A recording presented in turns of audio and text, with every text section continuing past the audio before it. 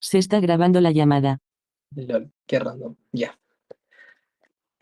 Entonces, empezamos. La clase pasada nosotros habíamos visto otro material que está muy relacionado, que es todo con el eje de célula, ya. Pero tenemos las competencias ahora para poder determinar cuál es el núcleo, cuál es la mitocondria, cuál es el retículo endoplasmático rugoso, retículo endoplasmático liso, conceptos que ya deberían estar sabiendo. Porque son importantes. Yo creo que ya varios lo han visto. No sé si es que ustedes son de cuarto medio, tercero medio. Igual me van avisando por él.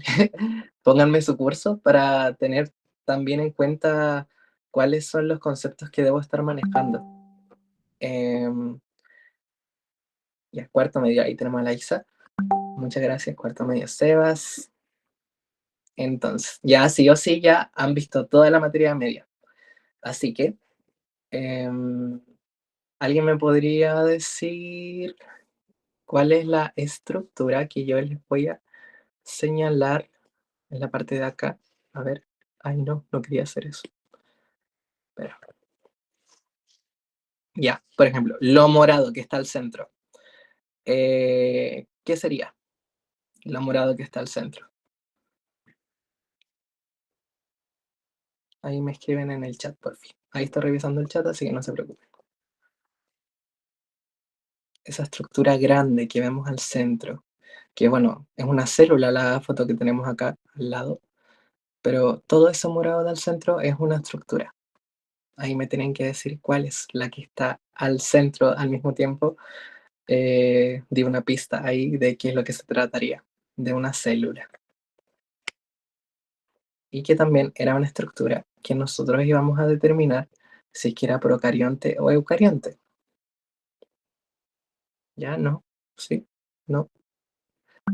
El núcleo, exacto. Muchas gracias. Ya, entonces el núcleo, al mismo tiempo, vamos a ver con esta estructura, que es donde se internaliza el material genético, si es que es una estructura procarionte o una estructura eucarionte. Ya, entonces ahí tenemos otro punto importante que habíamos visto antes. Lo otro, de las eucariontes, tenemos dos tipos.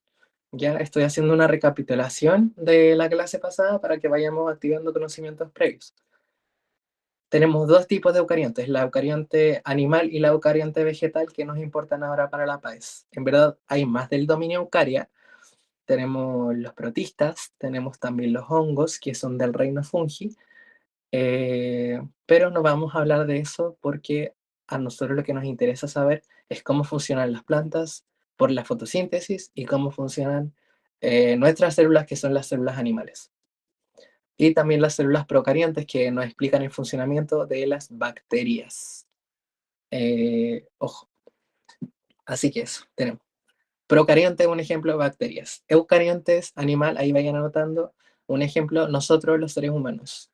Y de ejemplo, una vegetal, vamos a tener un girasol. ¿Por qué? Porque tienen cloroplastos. Ojo, las eucariontes vegetales tienen cloroplastos que no lo tienen las animales. De hecho, no se puede ver acá. Podemos evidenciar una célula animal porque no vemos cloroplastos en su estructura y al mismo tiempo no vemos una gran vacuola central, como es que se suele ver en las eucariontes animales. Así que eso. Podemos ver esas partes, vamos a la otra. Lo que nos vamos a focalizar hoy día es relación estructura-función. Y vamos a poder responder esta pregunta que nos dice, ¿por qué células con el mismo ADN pueden ser tan distintas? Yo digo acá, tengo el ejemplo, a la izquierda tenemos una célula que pertenece al tejido muscular. Estas son fotos reales. De hecho, yo tuve histología en la otra carrera y así se ven las células, para que se hagan una idea. Son cortes histológicos de tejidos en el que podemos ver a la izquierda células musculares esqueléticas y a la derecha podemos ver una neurona, ¿ya? ¿Por qué podemos decir eso? Si es que tienen el mismo ADN, ¿por qué son tan distintas? Porque se especializan, esa es la respuesta correcta. Estas células se especializan para qué? Para, bueno, empiezan como células totipotenciales, o sea que son potenciales a especializarse en cualquier tipo de células y a lo largo de que éstas van desarrollándose en el ciclo de la vida, porque hay un momento en el que ellas, bueno, todo lo vivo deja de vivir, sí, ellas dejan de vivir en algún momento, pero en ese desarrollo las células musculares van a desarrollar más ciertos organelos que nosotros vimos que las neuronas, que ellas van a evolucionar más con otros organelos. ¿Ya? Eso es lo que quiero que vean. Entonces, ya, la idea principal es que la estructura determina la función que ejerce la célula. ¿Por qué? Porque eso nos va a la estructura determina la función que ejerce la célula, pero al mismo tiempo es porque esta depende de la función. Porque una célula musculoesquelética va a tener muchas más mitocondrias que, por ejemplo, una célula secretora pancreática, que es de las otras que se preguntan en la PAES. Una célula enterocito, que son las del intestino, una célula neurona, que ahí tenemos las 4 células especializadas. Así que anótenlas. Neurona, tenemos músculo esquelético, tenemos miocito, que es la músculo esquelética, y tenemos la secretora pancreática, que todas, entre todas vamos a ver que tienen distinta abundancia de organelos, que eso es lo que las diferencia. Ya. Sistema celular. La célula es un sistema donde los organelos interactúan entre sí porque las funciones están integradas. ¿Ya? Por ejemplo, vemos que la función del músculo es contraerse. ¿Por qué? Porque en base a la contracción vamos a poder... Ay, espera, nos llega un invitado. Ahí, lo voy a admitir. Ya, ahora sí, lo que estaba diciendo. La función del músculo es contraerse. Por lo tanto, las células de los músculos van a estar especializadas para contraerse. Ya, para contraerse, primero que nada necesitan moléculas. Necesitamos átomos de calcio. ¿Ya? Por lo tanto, vamos a tener una estructura especializada para poder almacenar calcio. Al mismo tiempo, necesitamos energía para la contracción. Por lo tanto, vamos a necesitar organelos que nos den energía.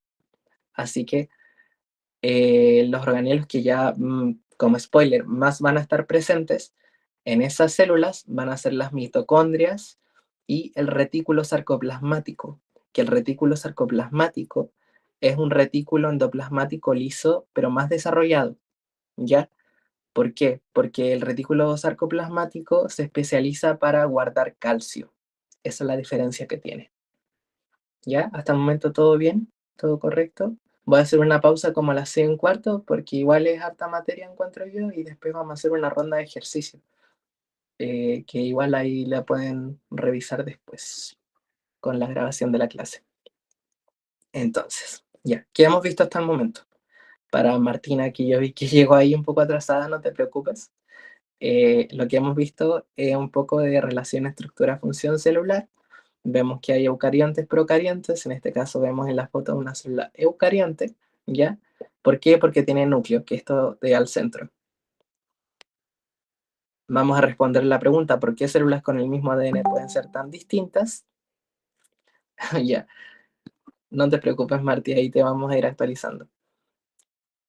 Ya, vemos que la idea principal es que la estructura determina la función que ejerce la célula y que la célula es un sistema donde los organelos interactúan y las funciones están integradas. Ya, hasta el momento asumo que está todo correcto porque no tengo preguntas, así que vamos a seguir. Entonces, así eso, si tienen alguna pregunta, loco, tengo casi su misma edad, así que díganme nomás. La compartimentalización. Ya, este es un concepto importante. ¿Por qué una célula tiene que estar compartimentalizada? Porque tiene compartimentos, distintas partes. Porque esto permite separar los procesos, aumenta la eficiencia y aumenta la interferencia. Si es que esta célula no estuviera compartimentalizada, no habría, habría una sopa de cosas, no habría estructura. Las mitocondrias no podrían hacer su función porque ellas necesitan encapsularse para poder hacer energía. No podrían haber vesículas que estén por ahí moviendo las moléculas para hacer señalización, por ejemplo. No podría haber retículo que nos vaya, no sé, almacenando calcio. Si es que no tenemos dónde almacenar calcio, no voy a poder hacer mi función para el mioncito. Entonces, por eso es importante la compartimentalización. Permite separar procesos, aumentar la eficiencia y evita interferencias entre, ¿ya? Nos da un camino más expedito. No sé si se acuerdan, pero la otra clase, a ver, voy a mostrar la otra clase. La otra clase, que es esta, la que nosotros vimos, ¿ya? Íbamos viendo el sistema de endomembranas. No sé si se acuerdan que el sistema de endomembranas nos dice que no son orgánulos aislados. Estos organelos funcionan como una red de transporte celular altamente especializado. Si quieren sacar unas fotos, son libres de hacerlo. De hecho, les sirve mucho este material. Ya. El sistema de endomembrana se compone, bueno, primero que nada, nace del núcleo. Es como que la célula, una vez que se empieza a crear, desde el núcleo empieza a crear una red de membranas de la que sale la envoltura nuclear, que está amarillita oscura. Después de eso subyace el retículo endoplasmático rugoso, que era rugoso porque teníamos algunos ribosomas. Por lo tanto, el retículo endoplasmático rugoso, ¿en qué se encargaba? De la producción de proteínas, ¿ya? Porque los ribosomas son las que le otorgan esa función. Después tenemos otra proyección más adelante que tiene el retículo endoplasmático, pero no es rugoso, es liso, porque no tiene ribosomas. Por lo tanto, acá vamos a sintetizar otra clase de moléculas.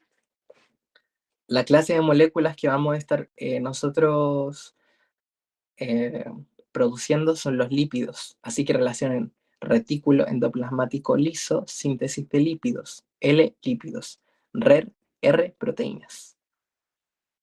Y después de eso sale el aparato de Golgi. El aparato de Golgi lo que nos va a dar es que recibe estas moléculas, los lípidos y las proteínas que nacen de aquí, las empaqueta y las clasifica, en el sentido de que este es como el centro de delivery, por decir así. Me llega un paquete del retículo endoplasmático liso y el rugoso. Acá en el Golgi lo que yo digo es, ya, esta va para, no sé, para otra célula que está al lado. O esta no sirve para nosotros. Esta molécula la voy a usar yo para la digestión celular. Que al lado teníamos los lisosomas, que también son parte del sistema endomembranas. ¿Ya? Entonces eso es el sistema de endomembranas. ¿Está compartimentalizado? Sí. ¿Cumple con el objetivo de compartimentalización? Al mismo tiempo, sí. Ya. Hasta el momento todo bien, excelente. Ya. Ahí igual si quieren sacarle una foto de esto, los componentes son la envoltura nuclear, retículo, bla, bla, bla. Voy a hacer el retículo endoplasmático para que se acuerden del aparato de Golgi, modifica proteínas, las empaqueta, clasifica, forma vesículas y las envía. Tenemos las vesículas, que es muy, mira, tienen la misma estructura que la membrana plasmática, que la vimos un poco más acá arriba, que se explica por el modelo del mosaico fluido. Tienen estas cabezas con dos patas, dicho de una manera muy burda. ¿Qué es lo que significan estas cabezas con dos patas? Disculpa, son fosfolípidos, ¿ya? Estos fosfolípidos se componen de una cabeza de glicerol, una cabeza que es polar y la cola que es apolar. Las colitas son cadenas hidrocarbonadas, así que son apolares, ¿ya? Y estas membranas, si bien se daban dando cuenta, son muy parecidas a las vesículas, que nos dan transporte interno y comunicación entre organelos, porque es como que se hiciera una mini bolsita y esa mini bolsita va viajando a lo largo del intersticio, que es como el espacio que hay entre las células, o dentro del mismo citoplasma, que es el intracelular, ¿ya? Los lisosomas, si se acuerdan también que eran parte, nos dan la digestión celular, reciclaje de sustancias Adentro de los lisosomas hay unas enzimas que nos dan esta digestión celular, o sea, que las metabolizan, las procesan. A eso es lo que me refiero yo con digestión, que vamos a descomponer compuestos, porque lo que se hace en la digestión es que ingresa la comida por la boca, baja por el esófago hasta llegar al estómago. En el estómago empiezo a descomponerla, porque el estómago tiene un ácido, que es el ácido clorhídrico que está dentro, ¿ya? Que es lo mismo que hace el lisosoma. El lisosoma adentro tiene incluso otro pH, es más ácido. Es como que tuviese muchos estómagos trabajando al mismo tiempo. Ya, esa es la parte del lisosoma. Idea integradora. Si fallaba un componente, ¿qué pasaba? Fallaba el sistema. ¿Por qué estoy haciendo esto otra vez? Porque la otra vez no pudimos terminar muy bien. Tuvimos como algo apurado. Ya. La mitocondria. Esto no es parte del sistema de endomembranas. De hecho, la mitocondria tiene dos membranas. Tenemos una membrana extra que nos da hacia el citoplasma y la otra membrana que nos da hacia las crestas, que son estas partes celestes que hay adentro. ¿Cuáles eran las particularidades de la mitocondria? Es que produce ATP, realiza la respiración celular para proporcionar energía. ¿Ya? Al mismo tiempo, es importante recalcar que las mitocondrias tienen adentro sus propios ribosomas, que eran ribosomas 70S. Estos ribosomas 70S eran los que pertenecían a las células procariontes, porque las células eucariontes, las que nosotros poseemos, ellas tienen otro tipo de ribosomas, que son los 80S, ¿ya? Por lo tanto, si la mitocondria se parece mucho a las células procariontes, de aquí nace la idea de la teoría endosimbionte, que es lo que nos dice que una célula eucarionte antigua, o sea, una célula eucarionte se genera de la combinación de dos células, una célula que fagocitó a una mitocondria, por decir así, que esta célula, la mitocondria, era una bacteria especializada en dar energía, ¿ya? Y lo mismo pasa con los cloroplastos. Los cloroplastos nos daban energía, pero de otra manera. ¿Por qué? Porque se produce en fotosíntesis. Entonces, es un organismo que era un poquito más grande, un organismo microscópico, claramente. Y al mismo tiempo, importante decir que, dado esto, como eran dos organismos distintos, tenían un ADN distinto. Así que vamos a ver que la mitocondria tiene su propio ADN, que es ADN circular. No es como el de nosotros, que es lineal, que se dan hebras. No, este ADN es circular, que es el que tienen las procariontes. ¿Ya? Vemos que la célula vegetal tenía cloroplasto, fotosíntesis, tenía una gran vacuola, pared celular. La célula animal no posee cloroplastos, es más flexible, depende más de lo externo, ¿ya? Y al mismo tiempo me gustaría agregar que la célula animal eh, posee los centriolos, que son complejos macromoleculares citoesqueléticos que nos ayudan con la mitosis. ¿Ya? Esos son los centriolos. Los centriolos, de hecho, son estos que están acá, que son como estos microtúbulos. Ya. Esos, los centriolos, los que están ahí, para que los vean bien. Esos solo los tiene la célula animal. Así que ahí tenemos otro componente diferenciador entre animal y vegetal. Ya, estas son células reales, son células animales, que si bien no me equivoco, estas pertenecían, no me acuerdo, sabéis que no me pregunten, pero estas son células animales, ¿ya? Podemos ver que tienen su núcleo y que están muy unidas y que son distintas entre sí, ¿ya?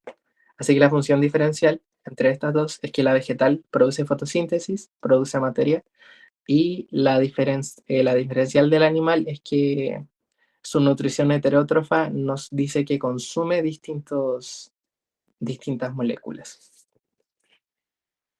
Eso es lo que podemos decir como diferencial. Aparte de las estructuras, hay funciones que son distintas. ¿Por qué? Porque vamos haciendo esta relación estructura-función, que por estas estructuras que tiene la vegetal, la célula animal no puede hacer la misma función. ¿Por qué? Porque está destinada a hacer otras cosas.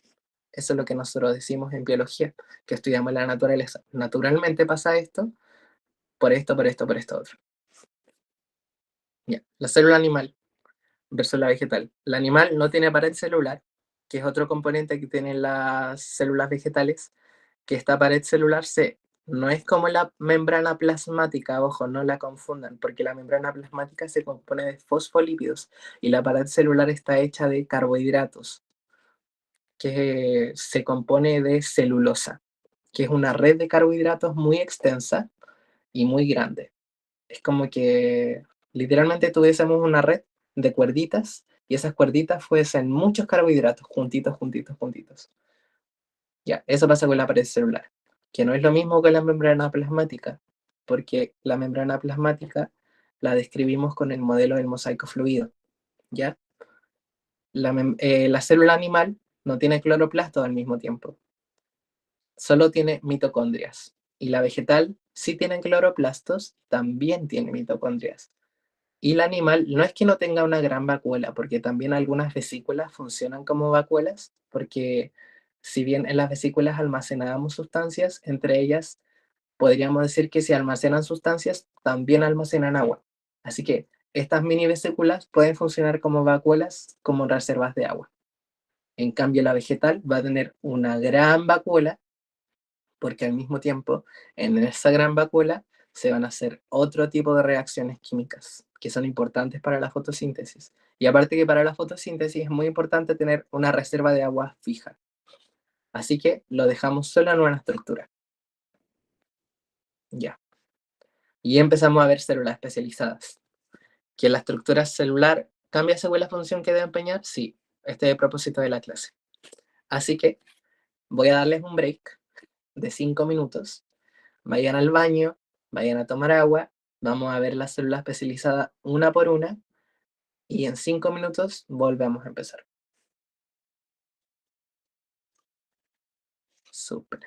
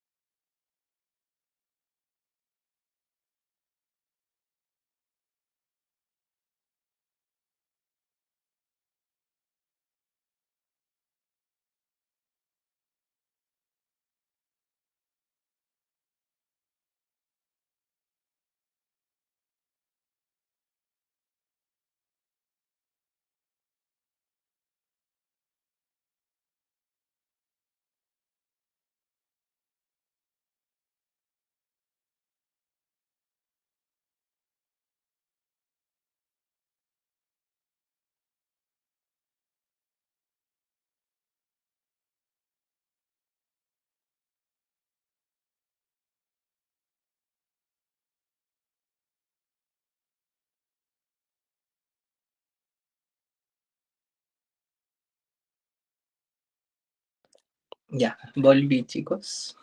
Vamos a empezar a las 18:22. ¿Ya? Por mientras voy a poner el PowerPoint y estamos. Así que en 2 minutos ya empezamos.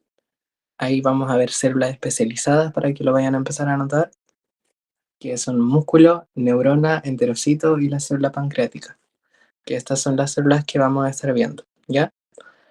Así que si están listos, escríbanme en el chat listo y así puedo saber que a las 18:22 puedo empezar bien.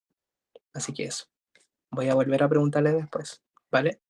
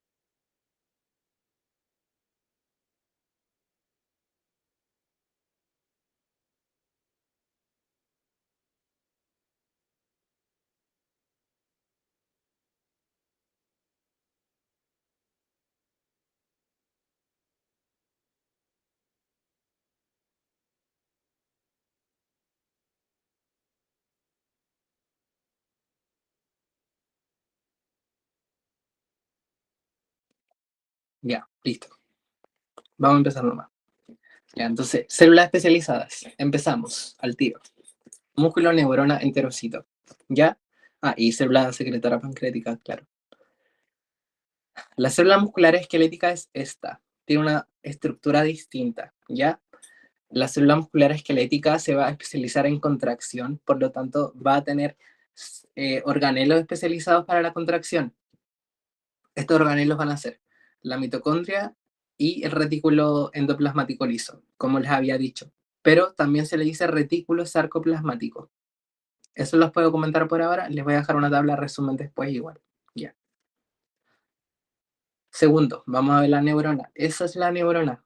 Pertenece al sistema nervioso, ¿ya?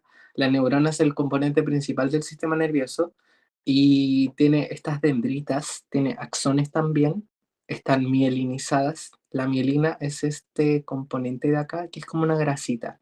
Esta grasita lo que hace es que estas señalizaciones eléctricas que vamos a estar comunicando, si nosotros fuéramos neuronas, pensémoslo así, van a hacer que el potencial de acción, que es como se llama, se pueda distribuir sin problema a lo largo de todo el camino hasta llegar a los terminales de axones para poder hacer sinapsis con otra neurona.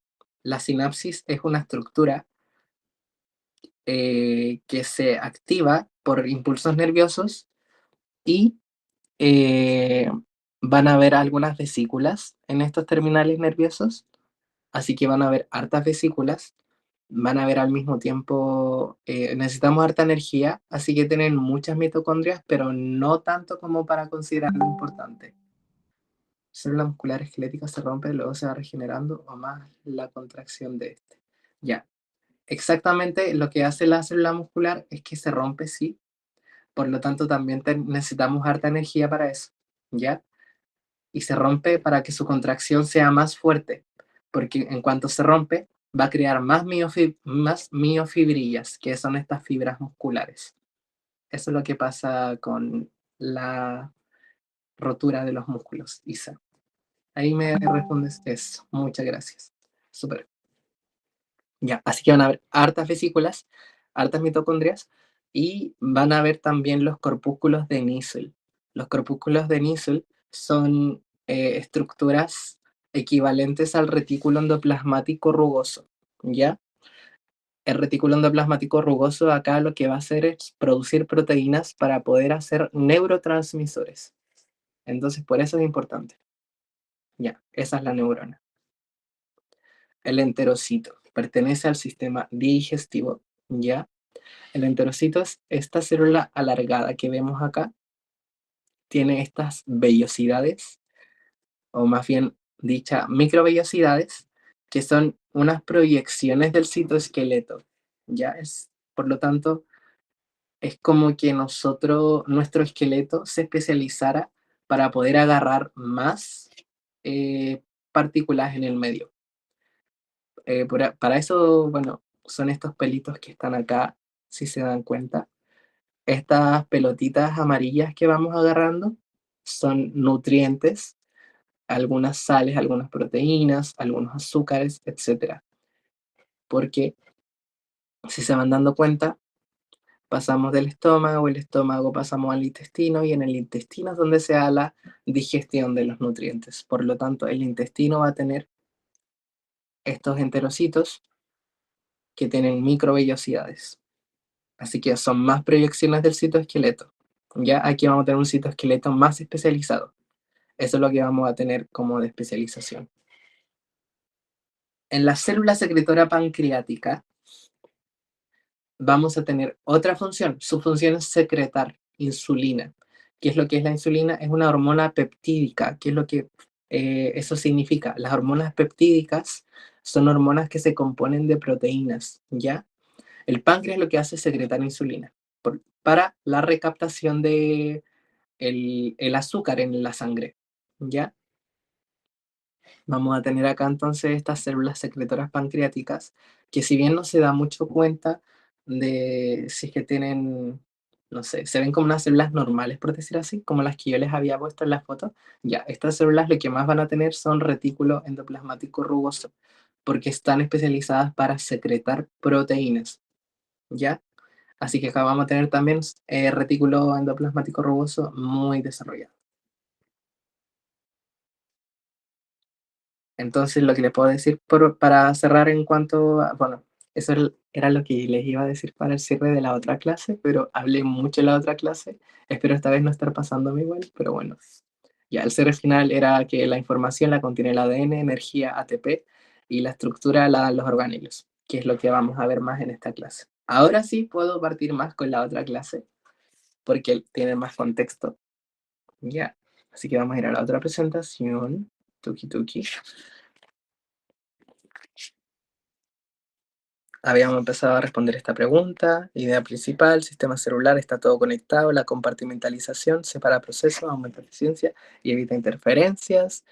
Ya, vamos a ver la ruta de las proteínas. ¿Por qué es tan importante? Porque estas proteínas, o sea, si bien nos damos cuenta, las proteínas nos ayudaban a señalizar, nos ayudaban a hacer hormonas, nos ayudaban a hacer otras funciones, a formar estructuras en el fondo. Entonces, por eso es importante. eh, Cuando me dicen que una célula está secretando proteínas, va a seguir esta ruta. Va a ir desde el núcleo primero, porque en el núcleo se hace la transcripción del ADN y nos da el ARN. El ARN es esta copia, por decir así. Esta copia se modifica por splicing. El splicing, ¿qué es? Es un proceso en el que sacamos partes innecesarias, por decir así, de esa transcripción, ¿ya? Y nos da el RNA mensajero. Este RNA mensajero va a salir al citoplasma, se va a exportar y este va a ser translation. La translation es la traducción y hacemos traducción de proteínas mediante la los ribosomas. Entonces, por eso tiene tanto sentido al mismo tiempo que por el sistema de endomembranas, el retículo endoplasmático rugoso esté al lado del núcleo, porque una vez sale al citoplasma, va a estos ribosomas, que están en el retículo endoplasmático. ¿Y cuál es la gracia de que están en el retículo endoplasmático? Que están compartimentalizadas. Por lo tanto, vamos a ver una pregunta más adelante que yo les iba a hacer. Si pasa algo en el citoplasma, van a estar a salvo. ¿Por qué? Porque dentro de este compartimento pueden hacer una síntesis de proteínas mucho más segura, sin que los cambios del medio les afectan tanto. Por eso se crea un retículo en primer lugar. Entonces ya, vemos que después del retículo endoplasmático rugoso, ya tenemos la proteína, esta va hacia el Golgi, del Golgi esta forma vesículas, y estas vesículas pueden ir a la membrana o pueden ir a los lisosomas, que esas son las dos vías que pueden darse, que se va afuera o se va adentro de la célula, nada más. Ya, hasta el momento todo claro, todo bien. Va núcleo, ribosomas, red, Golgi, vesículas, membrana. Esa es la ruta. Eso es todo lo que quiero que sepan. Organelos y función. Ya, los organelos importantes para las funciones acá son la mitocondria, el retículo endoplasmático rugoso, el retículo endoplasmático liso, el Golgi y los lisosomas. Esos son los que van a ir como variando en abundancia entre distintas células especializadas. Así que tenemos una relación clave. Más organelos de este tipo nos van a dar más de esa función específica. ¿Ya? Por lo tanto, si tenemos más mitocondrias, vamos a tener más ATP. Si tenemos más RER, vamos a tener más producción de proteínas. Si tenemos más REL, más producción de lípidos y así, etcétera. Le hice esta tablita. Por esta parte tenemos la función y por la otra parte tenemos la adaptación que se hace según cada célula, ¿ya? La célula muscular, la función que tiene, si quieren sacar una foto, después lo pueden estudiar, o lo anotan, ahí no hay ningún problema. Muscular, contracción, por lo tanto va a tener más mitocondrias y va a tener más retículo sarcoplasmático, que es REL, ¿ya? Se lo he dicho miles de veces, pero porque lo preguntan muchas veces de verdad, chiquillos, muchas veces. La neurona, la función es transmitir señales y producir neurotransmisores. Por lo tanto, estas se adaptan como con axones y dendritas para poder transmitir esas señales, o sea, van a tener un citoesqueleto también especializado, y vemos los cuerpos de Nissl. ¿Por qué? Porque este retículo endoplasmático me va a hacer dar neurotransmisores.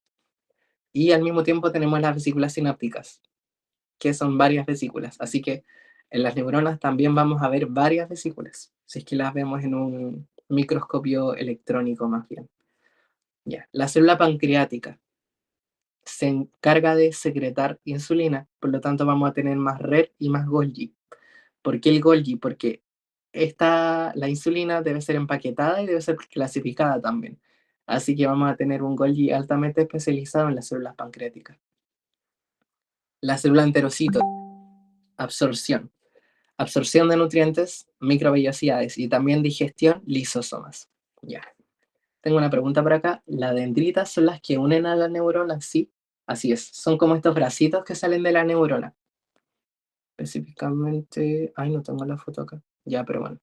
Las neuronas tienen el centro y se expanden con dendritas. Las dendritas son las que reciben los axones y los axones son las que transmiten la señal. No sé si me explico, pero bueno, son proyecciones del citoesqueleto al fin y al cabo. Muchas gracias. Ahí dijo que sí, sí, dijo que sí, súper. Ya, eso es lo que les puedo decir de células especializadas. Ahora vamos a ver un poco de método científico. Antes de pasar al método científico, quiero que me digan si es que, cómo es que manejan este concepto de método científico, si es que les va bien en estas preguntas de la PAES, porque me imagino que han hecho algunos ensayos, si es que se los han hablado en clase, algo así, ahí vayan diciéndome una o dos personas y ya está bien. Horrible método científico, sí, de hecho, horrible método científico. Pero tiene una gracia una vez que lo entiendes. Yo lo odiaba en el colegio, de hecho. Y el método científico te dice que no todo es memoria, sino pensamiento, porque el método científico, si bien dice, es un método que es aplicable para distintos ámbitos de la vida en general. De hecho, puedes aplicar método científico para economía, para distintos, o sea, bueno, todas las ciencias y las ciencias van describiendo la vida. Así que ahora vamos a hablar un poco de método científico y vamos a familiarizarnos también, que muchas veces está satanizado también. Entonces, vamos. Los pasos del método científico son, anótelos, observación, hipótesis, experimento y resultados. Y conclusión. Si ve, van teniendo una temporalidad entre sí, pero el método científico en gran rigor es esto. Yo me hago una pregunta, observa algo y me llama la atención. Entonces, ¿qué es lo que hago yo? Investigo. Esta investigación es parte de la observación. Ojo, ya. En base a esta investigación, yo voy a formular una hipótesis, por decir así. Esta condición se da según ta, ta, ta. Por lo tanto, según este método, vamos viendo, vamos a probar la hipótesis. Se analizan los resultados. El análisis de los resultados es igual al experimento, ¿ya? Y vamos a ver si tenemos una hipótesis que es cierta o si tenemos una hipótesis que no es, en verdad. Por lo tanto, si no es, voy a formular otra hipótesis, la pruebo, la vuelvo a experimentar hasta que sea cierta, puedo realizar un informe. Y en ese informe expongo los resultados y expongo la conclusión. Eso a grandes rasgos. Espero haberles ayudado un poco con eso también. Ya. Y lo importante de esto es que vamos a ir viendo distintas variables en el método científico. ¿Por qué?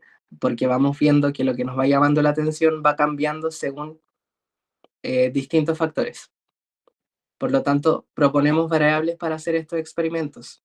Vamos a tener una variable independiente, que es la que nosotros modificamos, o la variable modificada más bien.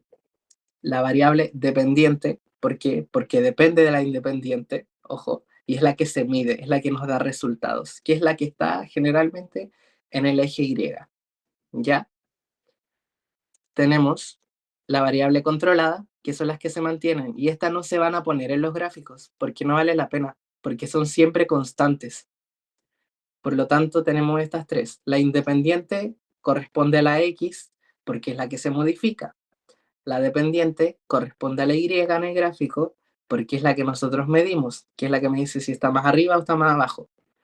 Y nosotros medimos según esto qué tan arriba está, qué tan abajo está. Y la controlada es la que se mantiene.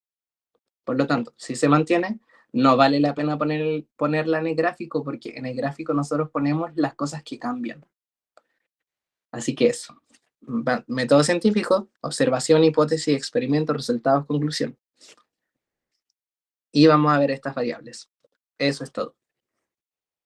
Un error experimental que se puede dar, que de hecho te piden identificarlo en las preguntas de la PAES, es que para ver si un experimento es válido, eh, podría ser que, no sé, el error experimental esté en que no tiene un grupo control o cambia muchas variables, ¿ya? Porque siempre van a haber muchas variables para poder establecer alguna relación, pero si no hay una variable control, significa que estoy dejando más variables independientes y dependientes de las deseadas. O en verdad no hay tantos factores que yo en verdad quiera consumar, por decir así. Error experimental, entonces, si no hay un grupo control, es red flag. Si cambia mucho las variables, también es red flag. Así que si es red flag, sal de ahí, aplica para todo. Ya, ejemplo. ¿Se eliminan distintos organelos en distintos grupos? En caso de que nosotros tengamos una pregunta en la que se eliminan distintos organelos en distintos grupos, el problema es que vamos a tener muchas funciones alteradas, ¿ya? Y esas funciones alteradas nos van a dejar más variables de las que nosotros quisiéramos evaluar. Por lo tanto, vamos a tener más variables independientes de las que nosotros quisiéramos. ¿Por qué? Porque estas son las que se modifican. Si se cambia, es independiente. ¿Y cuántas variables independientes podemos tener? Solo una. Por lo tanto, si eliminamos distintos organelos, estamos eliminando funciones que se miden. Así que el problema acá está en que modificamos las variables en cuanto no podemos evaluarlas en una función o no podemos establecer una relación entre ellas. ¿Por qué? Porque así no funciona la ciencia. Punto. Listo. Ya. Ahora vamos a ir a la parte de tácticas PAES.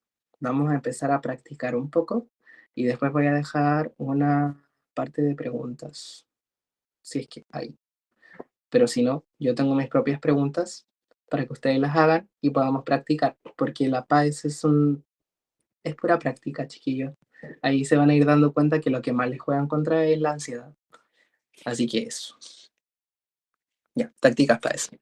Relacionadas con esta materia, con todo el eje de la célula y los demás de la PAES, si sabes usar bien el método científico y los conocimientos practicados en el estudio. Ya, un error principal es que la primera táctica PAES que yo les voy a dar es que no memoricen en biología. Lo que les conviene es relacionar, que ustedes conozcan los conceptos y sean capaces de relacionarlos entre sí. Acá tengo una imagen en la que veo varios centros de comando, ¿ya? Y estos son independientes. Ya, esos centros de comando van a ser el conocimiento, por lo tanto. Lo que yo quiero es que estos conocimientos hablen entre sí. Para eso ustedes tienen que tener conocimiento previo y para eso tienen que estudiar. Y sí, a veces da mucha lata estudiar. De hecho, yo tampoco soy un alumno excelente. Salí con 6,1 de NEM y mis compañeros solían tener como 6,8, 6,9. Pero la PAES, lo que puedes hacer es demostrar tus habilidades, no tus conocimientos. Para eso está la PSU. Entonces, estas habilidades lo que pueden hacer es conversar entre sí. Para eso vamos a relacionar. Ya, ¿cuál sería un ejemplo de relacionar? Por ejemplo, si yo sé relacionar la estructura de la función, que es la habilidad que me piden medir en la PAES, necesito saber el conocimiento de la mitocondria, el conocimiento del Golgi y poder relacionarlas entre sí. Porque en un caso problema me piden analizar estas dos variables y yo tengo que ver qué tan presentes están. Eso es lo que les quiero decir. Ya. Por lo tanto, cuando tengo una pregunta, ¿cómo me enfrento a esto? Método de respuesta. Me hacen una pregunta, o sea, ¿cómo respondo yo a eso? ¿Qué me están preguntando? ¿Qué función me están pidiendo que analice? ¿Qué estructura yo voy a ver? Ya. Traducción PAES. Y esa es la otra parte de la táctica PAES que yo quiero que aprendan, es que ustedes aprendan a traducir, ¿ya? Aprendan a traducir que cuando alguien me dice alta energía, corresponde a un alto índice de mitocondrias. Alta secreción corresponde a un alto índice de Rett y Golgi, ¿ya? Entonces tengo estas tres tácticas. Empecemos a relacionar, háganse preguntas para poder responder antes, o sea, que piensen sus respuestas. Con estas tres preguntas ya van a tener gran parte de toda la prueba de ciencia. Y que aprendan a traducir. Secreción, Rett Golgi. Alta demanda energética, mitocondria. Listo. Y lo otro, que nunca está de más, hay que eliminar. Hay que descartar eh, las que sean incoherentes y las que sean imposibles. Porque la gracia de la PAES también es que como es una prueba de alternativas, nosotros podemos eliminar las que no nos parezcan al tiro. Porque muchas veces yo leo una pregunta y veo y digo, está ni cagando eso. Onda, en un mundo imposible se va a poder dar. O esto no es coherente con lo que me está diciendo el enunciado también. Entonces también tenemos la eliminación. Ya, mini pregunta. ¿Qué organelo produce lípidos? Ahora, rápido, para ver si es que se acuerdan. ¿Qué organismo es el que produce lípidos? Acuérdense de la L. REL. Muy bien, ya. Excelente. Entonces lo que hiciste es relacionar qué organelo. Ya, organelos. Tengo este listado. Este listado. produce esta función. Esta función, ¿cuál produce lípidos? Rel. Eso es lo que quiero que hagan y eso es lo que quiero responder con esta mini pregunta. ¿Ya? Así que, teniendo ya esta práctica, vamos a ir a la parte de resolución de ejercicios. Ya, para esto, quiero que agarren una hoja. Vamos a responder de manera individual. Acá yo tengo las respuestas. Les voy a decir cómo pensar cada pregunta. Y con esto ya vamos a terminar la clase. ¿Ya? Así que eligen su hoja, justifiquen su respuesta. Y para cada respuesta yo les voy a dar un punto, o sea, un tiempo de 30 segundos. ¿Ya? 30 segundos porque necesitamos empezar a agilizar. Y las preguntas tampoco están tan difíciles. Y les voy a dar una pista también en cada pregunta. Así que cuando estén listos, cuando ya tengan su hoja, me ponen sí, listo. Yo por mientras voy a poner el cronómetro. Por aquí. Listo. Ya la Marti está lista. Sí, la Isa está lista. Con uno más que esté listo, ya empezamos. Ya, ahí puse los 15 segundos. Y el Seba también está listo. Súper. Ya. Pregunta número 1. Protección del RER. Ya, ojo, el tiempo de respuesta es aparte de lo que yo leo. Así que yo les voy a decir, ahora respondan y ahora son los 30 segundos, así que no se preocupen. Ya, se introducen enzimas proteolíticas en el citoplasma. Las proteínas citoplasmáticas se degradan, pero las del retículo endoplasmático no se degradan. Pista, explica este resultado desde la estructura celular. 30 segundos a partir de ahora. ¿Por qué las proteínas del RER no se degradan? Tenemos la A, porque RER produce enzimas inhibitorias. B, porque el RER está separado del citoplasma por una membrana. C, las proteínas del RER son más resistentes. D, porque el RER destruye las enzimas proteolíticas. Entonces quedan 8, 7, 6, 5, 4, 3, 2, 1. Ya. Es la alternativa B. Unos distractores importantes yo creo que es la A, porque el RER produce enzimas inhibitorias. Sí, el RER produce enzimas, es coherente, pero la correcta aquí es la B, porque el RER está separado del citoplasma por una membrana. ¿Qué es lo que les enseñé? Que hay una compartimentalización, por lo tanto están separados. Ya es como que yo separara los ambientes, como que yo dijera que el RER es una bolsa y el aire que está dentro del RER no es el mismo que está afuera. Ah, oye, sí, ¿sabes qué? La tenemos que escribir antes de que lo digas. Me gustaría que la escribieran, así que a partir de la segunda, hagamos eso, ¿ya? En esos 30 segundos vamos a escribir la respuesta. Entonces, sí, igual no fui muy claro. Ya vamos con la segunda. Alta demanda energética. Una célula presenta actividad contráctil intensa y muchas mitocondrias. Relaciona esta observación con su función. ¿Por qué la célula tiene muchas mitocondrias? 30 segundos para escribir la respuesta en el chat a partir de ahora. 30, 29, ya. ¿Por qué la célula tiene muchas mitocondrias? Para aumentar la síntesis de proteínas, para producir ATP necesario de la contracción, para almacenar información genética y para degradar sustancias. Ahí estoy atento.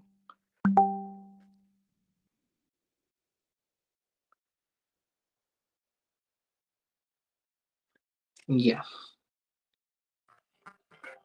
súper. Corrió el tiempo. Ya. La alternativa correcta de la pregunta 2, alta demanda energética, es que la presencia de muchas mitocondrias se relaciona con la necesidad de producir ATP para la contracción. ¿Cuál es la explicación de esto? La contracción muscular requiere una gran cantidad de energía. Por lo tanto, las mitocondrias que producen ATP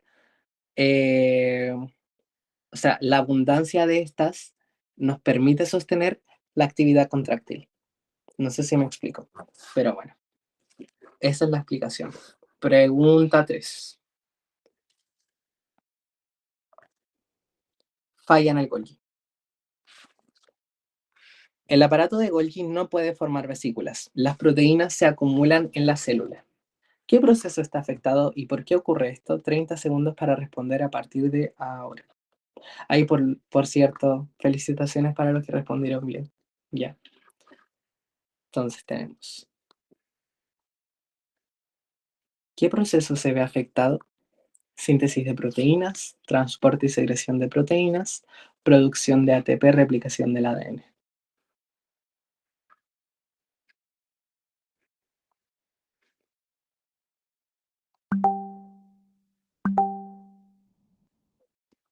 Ya, se acabó el tiempo. Entonces, el proceso que está afectado en este caso es la secreción y el transporte de proteínas. ¿Ya? Así que sí, la B, correcto. Ya. El aparato de Golgi modifica, empaqueta, distribuye proteínas en vesículas. Si no puede formar vesículas, las proteínas no pueden ser transportadas ni secretadas, por lo que se acumulan en la célula. ¿Ok? Ok. Esa es la falla en el Golgi. Pregunta número 4, de 8. Acuérdense que leo y de ahí los 30 segundos. Dice así, se destruye el citoesqueleto y los organelos se desordenan. ¿Qué función del citoesqueleto se evidencia? 30 segundos.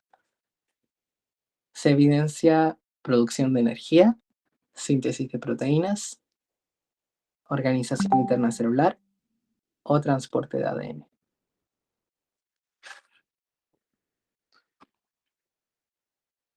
Ya quedan 10, 9, 8, 7, 6, 5, 4, 3, 2, 1.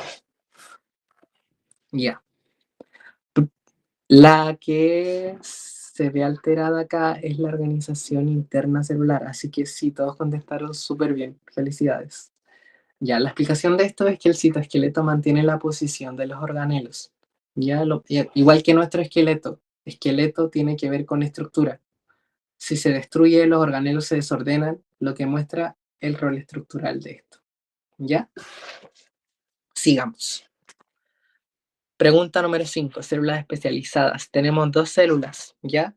La célula A que produce mucho, o sea, tiene mucho RER y Golgi, y la célula B tiene muchas mitocondrias, ¿ya? Tienen 30 segundos para las dos preguntas. Propon la función de cada célula a partir de ahora. ¿Cuál es la función más probable de la célula A? Contracción, secreción de proteínas, transmisión de señales, absorción. Y la de la célula B, secreción, absorción, alta demanda energética o defensa celular.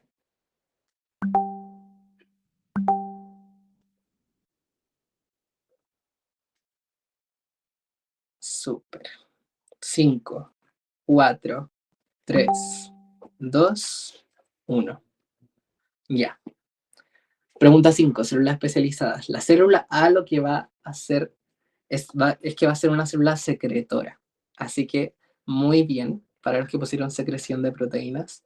Y la célula B tiene una alta demanda energética, por lo que va a hacer contracción y otra actividad intensa, ¿ya? Que requiera mucha energía. ¿Esto por qué? Porque el RER y el Golgi nos dan síntesis y exportación de proteínas. Y muchas mitocondrias en la célula B nos indican que van a haber una gran producción de ATP. Por lo tanto, alta producción de energía. Si las tuviéramos que, de hecho, incluso como relacionar con cierto tipo de célula especializada, yo creo que la célula A sería una célula secretora pancreática y la célula B sería un miocito, para que ahí los vayan relacionando al tiro. Ya sé, la pregunta 6, que tiene que ver con diseño experimental. Se eliminan organelos en distintos grupos, pero no existe un grupo control. ¿Qué problema tiene este experimento? 30 segundos a partir de ahora. ¿Cuál es el principal problema de este experimento? No se miden los resultados, no hay grupo control, se utilizaron muchos organelos y no se formuló la hipótesis.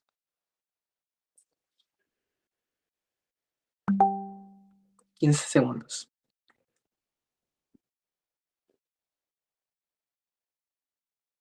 8, 7, 6, 5, 4, 3, 2, 1.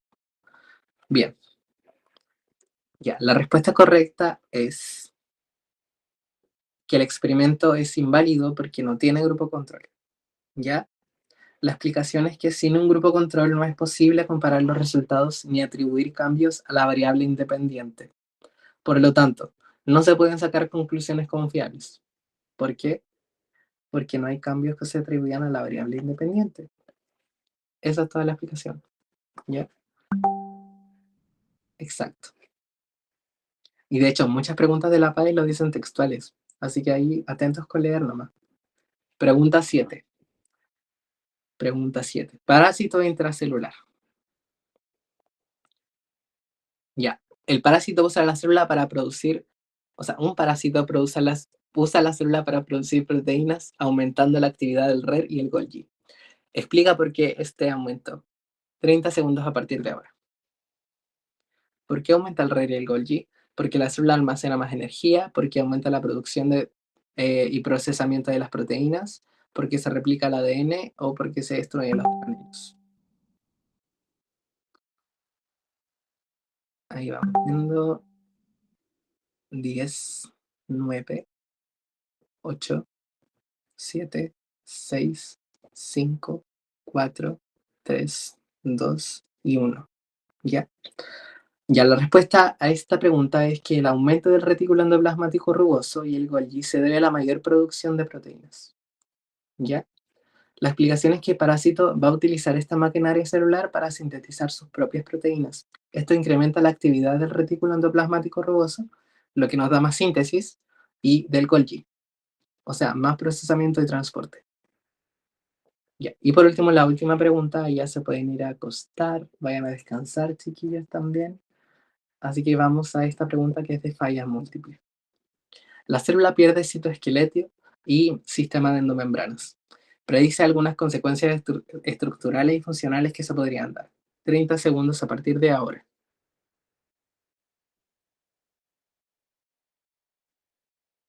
Ya, y pues ¿cuál es la consecuencia más probable? Aumento de la síntesis proteica, mejora del transporte celular, pérdida de organización, transporte intracelular y mayor producción de energía. Ahí ya respondieron todos los que respondieron.